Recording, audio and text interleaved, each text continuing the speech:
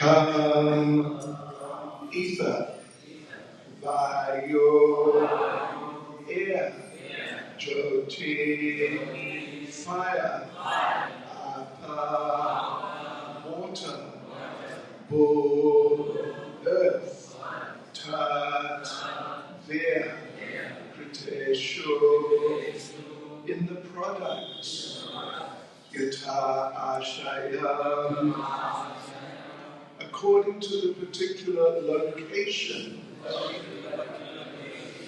Ave, manifest. Tira, unmanifest. Alpa, small. Buri, large. Eka, one. Nanatwa, the status of being many. Yati, assumes. Asa, it. Api, also. Translation. The elements of ether, air, fire, water, and earth become visible, invisible, minute, or extensive as they manifest in various objects. Similarly, the Paramatma, though one, appears to become many. Now, we should read also verse 24, is that right? Correct. Let me just read 24 quickly, which doesn't have the purport. Atma hyeka swayam jyotir, nityon yo nirgano vinay, atma srishthais tat kriteshu, bhuteshu bahudeyate. Translation, the Supreme Spirit, Paramatma, is indeed one. He is self-luminous and eternal, transcendental and devoid of material qualities. But through the agency of the very modes he has created, the one Supreme Truth manifests as many among the expansions of those modes. And now this verse 25. Again, the elements of ether, air, fire, water, and earth become visible, invisible, minute, or extensive, as they manifest in various objects. Similarly, the Paramatma, though one, appears to become many. And purport by Srila Prabhupada. Srila Vishwanath Chakravarti explains this and the previous verse as follows. The one Paramatma appears to be many by the influence of the modes of nature that he himself creates. How is that? Because although in truth the Paramatma is self-illuminating, eternal, aloof from everything, and free of the modes of nature, when he appears as his manifestations, he seems to be just the opposite, a multiplicity of temporary objects saturated with the modes of nature. Just as the elements of ether and so on, when manifesting in pots and other things, seem to appear and disappear, so the Paramatma seems to appear and disappear in his various manifestations. Namo Vishnu Krishna Prasad Uttare, Srimati Bhaktivedanta Swami Name, Namaste Saraswati Devi, Gaura Bhakti-charane, Nirvishesha Shudhyavadi Bhastya-charane, Sri Krishna Chaitanya Prabhu Nityananda, Sri Advaita Gadadhara Srivasadi Gaura Bhakta Vrinda, Hare Krishna, Krishna Krishna, Hare Hare, Hare Rama, Rama Rama, Hare Hare. Vajkapatruvyascha kripa sindhuvya evacha Paridhana Bhavanebhyo Vaishnavebhyo Namo Namaha Srila Prabhupada Ki Jai. So this verse again. Kanvayor Jyotir Apobhus Tat Kriteshu Yatashayam Avistiropa Muryeko Nanatam Yat Yasav Api. The elements of ether, air, fire, water, and earth become visible, invisible, minute, or extensive as they manifest in various objects. Similarly, the Paramatma, though one, appears to become many. Hare Krishna. Well, first of all, I'm very happy to be here with you all. Thank you for the warm welcome. Other than last night for, I don't know, 15 minutes, 20 minutes or something, I haven't been here since, well, the place really looked different. It looked not exactly third world, but it looked pretty crude compared to this. I think this was a balcony. Yeah. And it was all. Anyway, it really looks beautiful, amazing. A lot nicer than it did. That was back in, it might have been 1979, possibly, or sometime in the 80s, like 86, 87, or something. And I remember sleeping right where you were sitting, Prabhu. I was sleeping there and being bitten by the cockroaches. Carnivorous cockroaches. Really. They would come and bite. Wow. Krishna. Anyway, I stayed a few times. Back in those days. It was smaller too. So anyway, well done. Congratulations. You've done very good things. Well, the only thing which is the same is Radha Govinda and Lord Chaitanya. They were here. Jagannath was not here, I think. Anyway, I think they were not here. Maybe they were, but... They were. Okay. Since 71, we are doing Rath Yatra. Acha. Oh, I see. Okay. Jai Jagannath. So, anyway, here we are, devotees.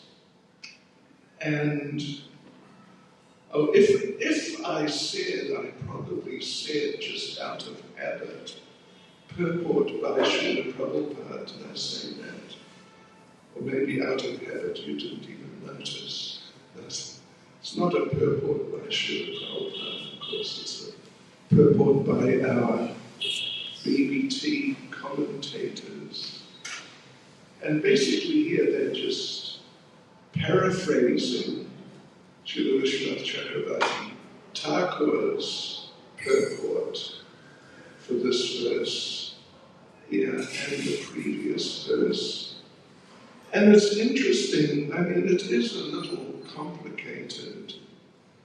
Sometimes in the Bhagavatam we get these little bit intricate philosophical analyses. Sometimes it can be a bit taxing on our small brains. But this is interesting here. Very interesting, actually. Paramatma is one. And the same one, Paramatma, is within my heart and within your heart also. And Acharya Ratna Prabhu's heart also. And just everybody's heart. But it's different. Different from when Krishna was here 5,000 years ago, or Lord Chaitanya was here 500 years ago, then not always, but generally, they would manifest just one form. And like Krishna, a lot of the time he was associated with Lord Balaram. And they would talk as just separate individuals. Here's Krishna now, he's speaking to Balaram. Balaram is replying, just like independent individuals. But in my heart, there is a Paramatma. Within Prabhuji's heart, there's one also within your heart too. And Acharya Ratna Prabhu's heart. So we've got all, however many of us are here, then there's a Paramatma in the heart of each. I mean, if we really wanted to, we could go down to an atomic level, because the super soul is within every atom. So, in other words, there's a huge number of super souls here. But if we just say within our hearts, for the sake of discussion, so it means we've got what? We've got probably, I don't know, 50 or 60 super souls.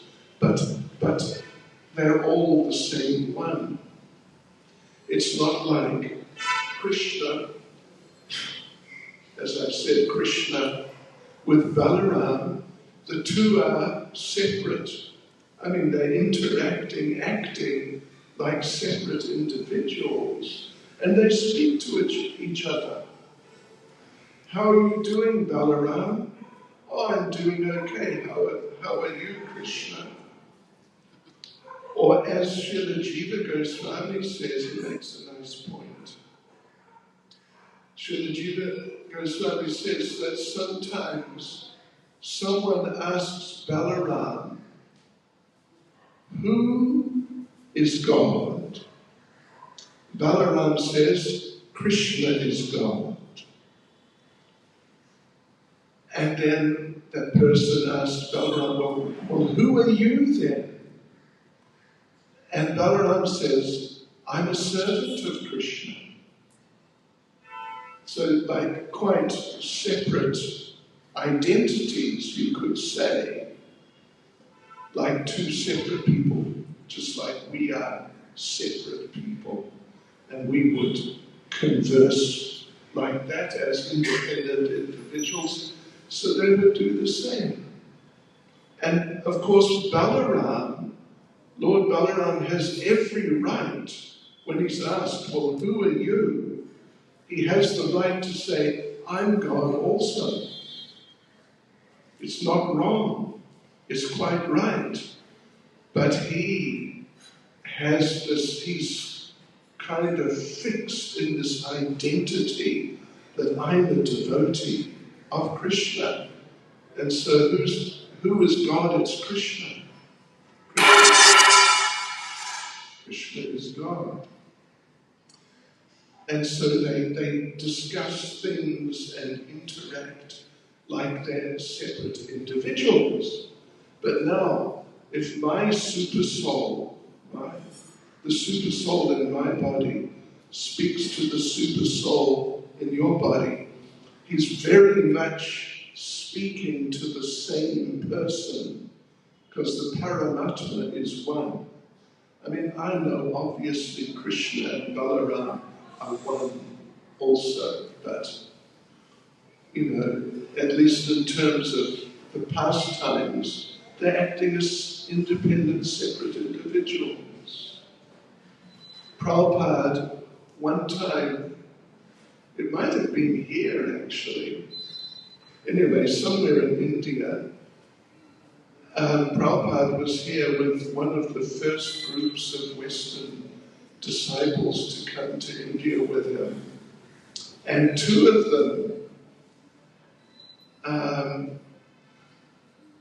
Mother Yamuna was one. And who was the other one? Tamal Krishna. No.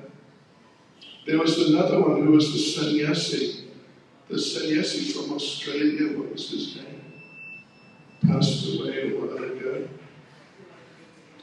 Krishna. Yeah, don't worry about it. So, Madhudvisa Swami. They were having a discussion which became a debate, which became a bit like an argument. What is the difference? Is there a difference between Krishna and Balaram? And Mother Yamuna was saying, well, Madhudvisa Swami was saying, there's no difference. There's a difference in colour, but in terms of who the person is, there's no difference. Just, superficial difference of colour, but it doesn't matter.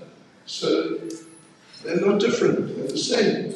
But Mother Yamuna was saying they're not the same because Krishna is the only enjoyer of Srimati Radharani.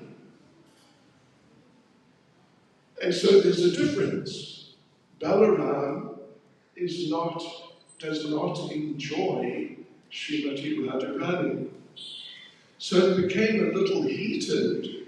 So Tamal Krishna Maharaj took them to Srila Prabhupada to try and settle this, like a bit of a dispute they were having.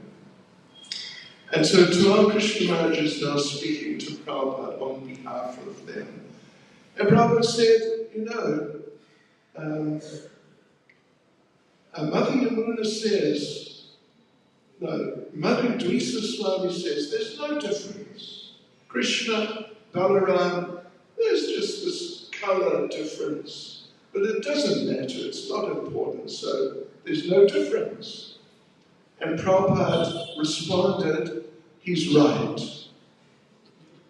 And Tamal Krishna Goswami said, but Mother Yamuna says there is a difference in that Krishna is the only enjoyer of Radharani, and Balaram is not. And Srila Prabhupada said, he's right. And Tamal Krishna Maharaj said, Srila Prabhupada, they cannot both be right. And Prabhupada said, you're right. The kind of slightly famous for this story. Yeah, you're right. And Tamal Krishna Maharaj said, well, but Prabhupada, how are we meant to understand this? And Prabhupada said, you decide. In other words, don't worry about it. Don't make an issue of it and don't get excited about it. Or in other words, just chant Hare Krishna. Certain questions there's not really an answer for. But you just say Hare Krishna. That's it. That's enough. So anyway, Paramatma, so Krishna and Balaram, of course they're one, that we know, obviously. But as they sort of conduct themselves, they generally, not absolutely always, but generally conduct themselves as like independent, separate people. And they relate with each other in that way. But with the super soul, it is different because the super soul's basic identity or basic sort of existence is as one in many. So it's the same super soul. And if they were to have a discussion, then it would not really be like two people discussing. It's the same person discussing with himself, you could say. Yeah. So therefore, this point is here. The Paramatma, the super soul, although one appears to become many, and I don't know if you've ever been in one of these sort of, what would you call it, like a trade fair or some sort of fair where they have different rides and different booths and things. In some of these things, they have a room of mirrors, many mirrors, and you walk in, and there's you, one person, but then there's all these mirrors, and you're reflected in all, it might be 10 mirrors. And one mirror makes you tall, and another mirror makes you small, and one mirror makes you very skinny, and another mirror makes you look fat. This is the hall of mirrors, yeah. And it's in these sideshow type of events. It's sometimes a popular little attraction. So you're looking at yourself, or you're looking at your body, but now you're tall, now you're short, now you're fat, now you're thin. You get the idea. But it's just you. It's just the one you. Just the one you. Right. So that sort of gives a little bit of an idea of the principle. Because, of course, we're also different sizes. But when you get living entities which are really different sizes, like one of the cockroaches that was biting my face when I was right where Prabhu is, but that was like 40 years ago, whatever it was, many years ago. He's also got a super soul. But the super soul, if the cockroach is this size, for argument's sake, then the super soul is the size of the super soul is relative to the size of the body. You follow? So in a cockroach, the super soul is probably like that, a few millimeters. But in our cases, we understand, what is it? Yeah, from the thumb sort of down to the bottom of the hand, or something along those lines. That's the size of the super soul in our bodies. And within the atom is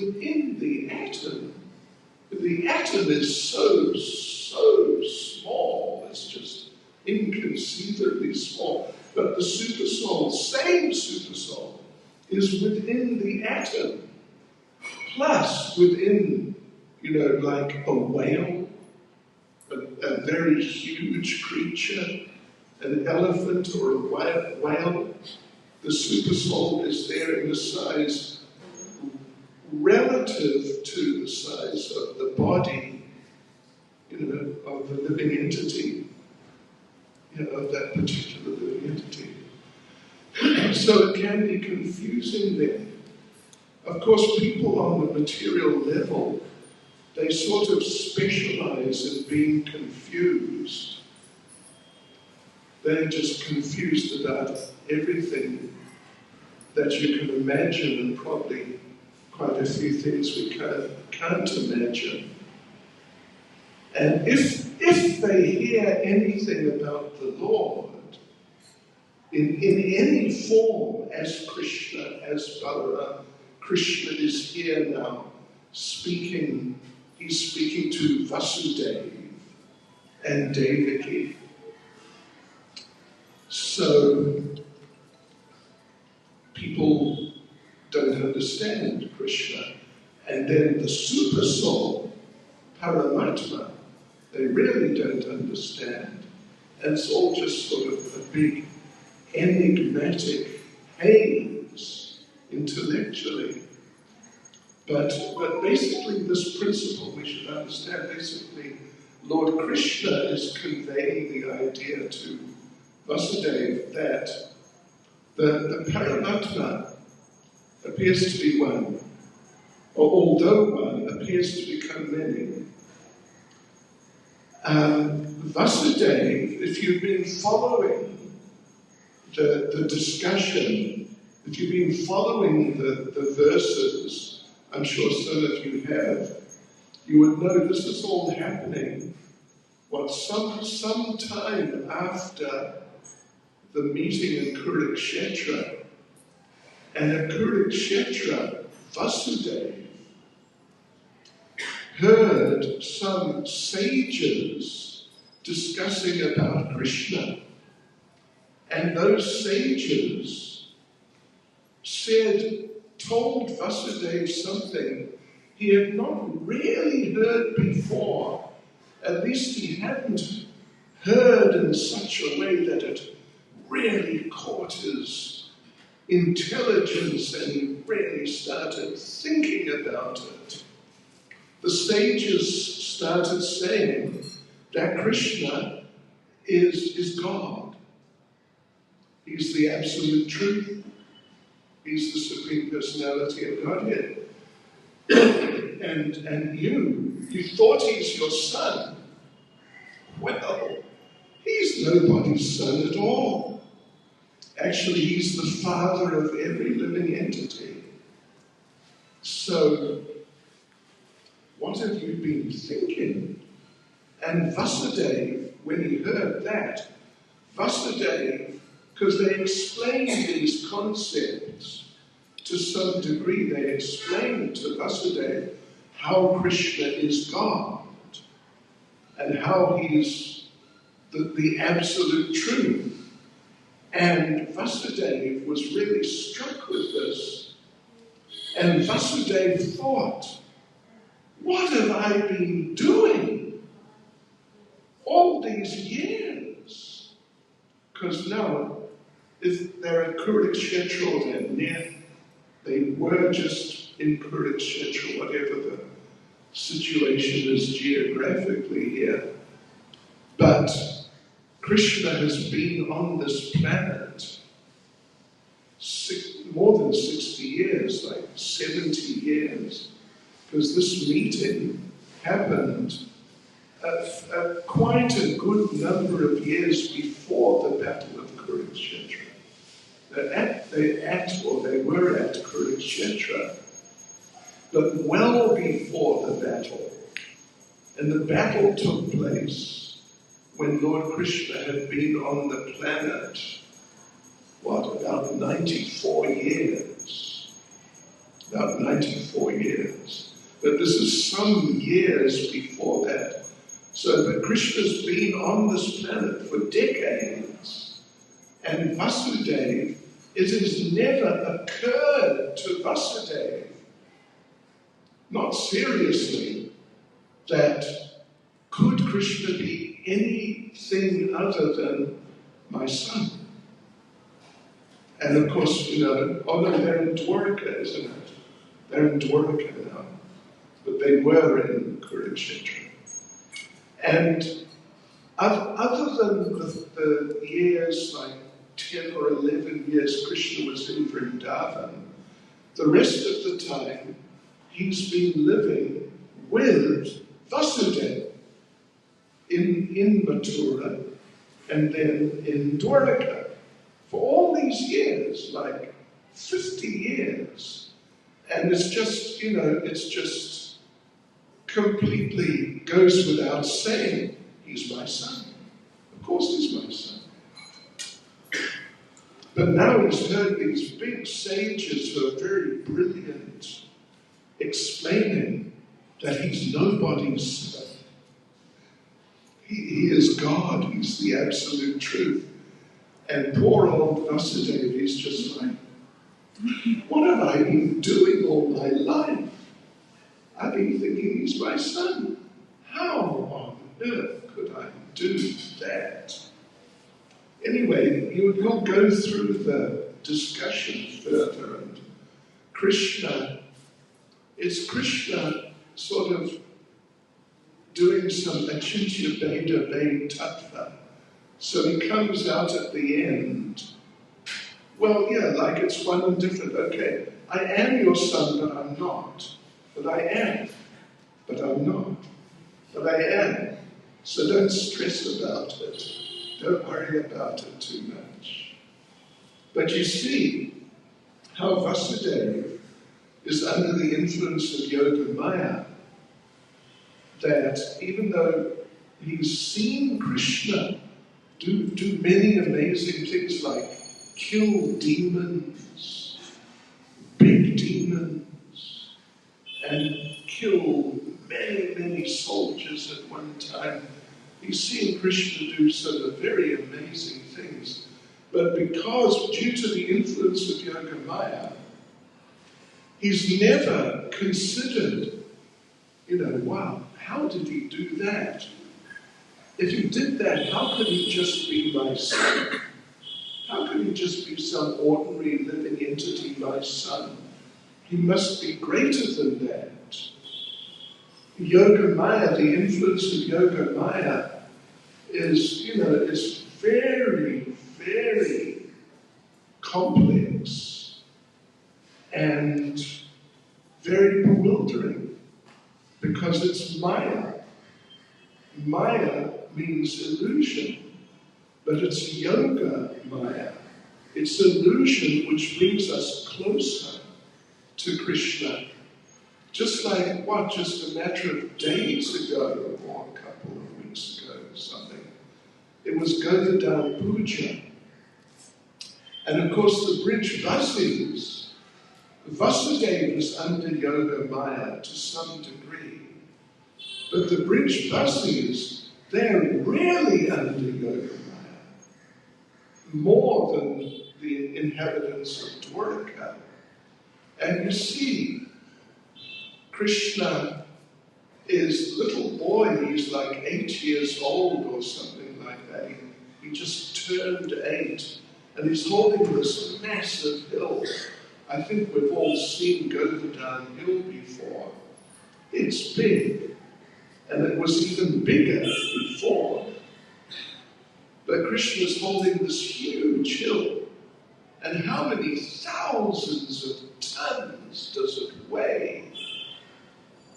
It's vast. And he's holding it, and he's just like an 7 or 8-year-old child.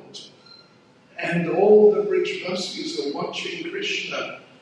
But no one is really seriously thinking that this is impossible. This is completely impossible. Something is just so wrong here. Little boy, big hill. It cannot be. It simply cannot be at all. Although they're looking and thinking, yeah, little boy, big hill. Maybe he needs a little help. Because it's just a little boy. And so the men, the cowherd men, they tell Krishna, listen, you're getting a little tired. Take a break. Just Shayan Kuro. And we have our sticks, and we will push them against the bottom of the hill. We'll hold the hill. You take a break, because we are men. We're big men. So we'll hold the hill. You relax for a while, and everything will be all right. So Krishna says, oh, okay, you want to hold the hill? Well, let's just see how you do a little. And he lets the weight come over on one side, and they're holding, and the hill is coming down. And they're trying to hold it, but they can't hold it. It's completely impossible. and they're just about to be crushed. And then, as they always do when they're in danger, they call out, "Krishna, help!" And he lifts the hill up again. But they don't seriously think this is not possible at all. It's just like, wow, maybe he needs some help. Or Madhu Bangal thinks that, Krishna is on his own holding the hill. I think I should help him. I will chant some Shakti-giving mantras to give him some more strength so he can hold the hill. And Mother Yashoda and the older ladies, they're looking at him and thinking, yeah, it must be difficult just for one finger and one arm. He's not even using two hands. So we should help. We will massage his finger and his arm, and this will give him more strength. And so then he'll be able to hold the hill. It won't be so difficult.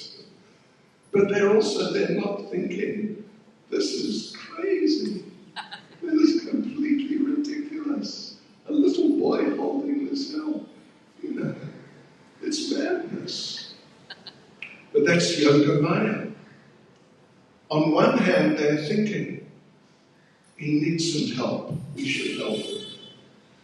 On the other hand, they're not thinking that this is just totally impossible. So that's Yoga Maya. Yoga Maya acts it's very subtle and it's very deep. Of course, we're celebrating the month of Damodar for another 4 days, I think. And so there's Mother Yashoda and Lord Krishna as Damodar. And Mother Yashoda is trying to put the rope or the string around Krishna's waist, but it's always 2 fingers too short. And then she gets, some more rope, 5 meters or something. And as we told the devotees last night, in our program last night, Krishna's just a small boy. His waist is probably, that size. And 5 meters of rope will not get around his waist. We said if 5 meters of rope will not get around your waist, then what? You've been eating too much prasadam, too much Radha Govinda Maha prasadam.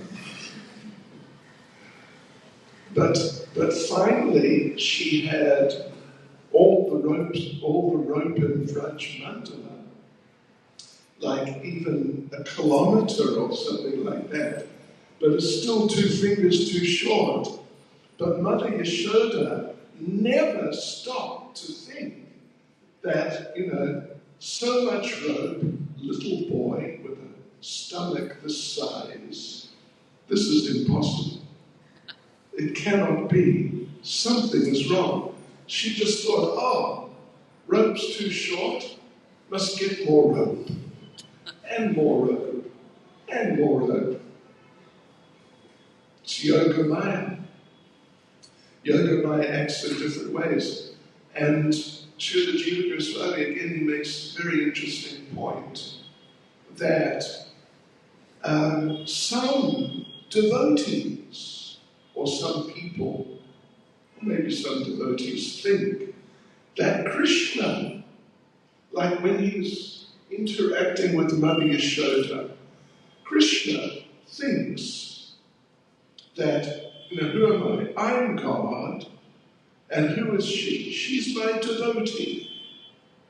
But she thinks I'm her son. Therefore, just to be nice to her, I will act like I'm her son. I'm not her son. I'm God, of course. But I'll act like I'm her son, and then she'll feel happy, because she's a devotee, and I should be nice to devotees and make devotees happy. But Jiva Goswami, he raises this point, this question: is Krishna just acting?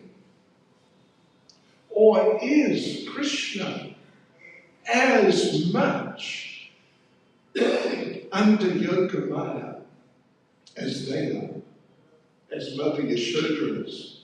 She's thinking, he's my son. I've got to discipline him, train him. I've got to be a good mother. So, but at one point, while Mother Yashoda is trying to save the milk in the kitchen, and Krishna is in the courtyard breaking the pots and eating butter and feeding some to the monkeys, at one point in the course of that, Krishna is angry with his mother, and he's really upset, like you could say quite deeply disturbed. So Bhagavatam describes Krishna, while Mother Yashoda is away fixing the milk, Krishna he found some quiet little corner out of the way, and he cried. And he really cried, like he's totally upset little boy. And Jiva Goswami says that this proves Krishna is not acting. Because if he's just acting, now there's no one to watch him acting. He is in some secret little spot around the corner on his own, but he's crying and he's upset. So Jiva Goswami makes this point that this is proof that Krishna is actually upset. Because if he was just acting, like in the movies, I'm sure you've all seen a few Bollywood movies in your day, isn't it? Aishwarya and Abhishek. What you call it? Kuch Kuch Hota Hai. Om Shanti Om. I don't know what the latest is.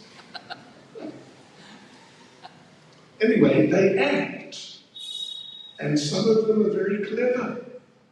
Some of them are extremely clever. They can act so well that you think it's real. It's just completely real.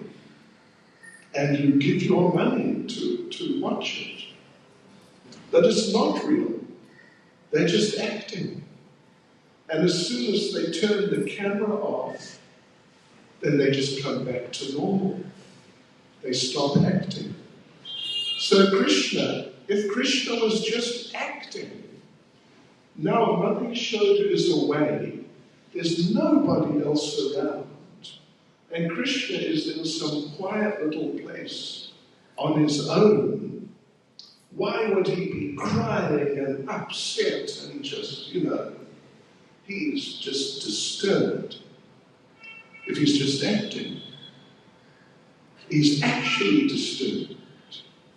So therefore we should understand that Krishna is also under Yoga Maya. He allows himself to go under Yoga Maya. He allows Yoga Maya to control him in the course of the pastimes. So therefore for him, it's as real as it is for Vasudeva here. He's my son. And then suddenly he hears all these explanations, like he's not my son. And he thinks, what? How was I thinking he was my son?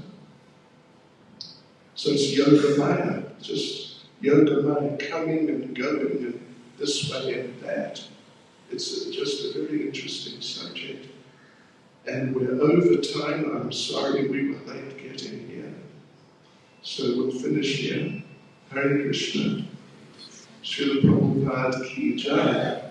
And any one comment or question from anyone at all or not? If anybody has any questions? Prashna, ek prashna. Or not? Yes. Prabhuji, loud and clear. Mic is there. Hare Krishna Maharaj and physics and mathematics sciences. Thank you for giving one class. If you can explain some of your experience on those days when you were living here at Kolkata, Lower Road, some memories of this temple. If you can share.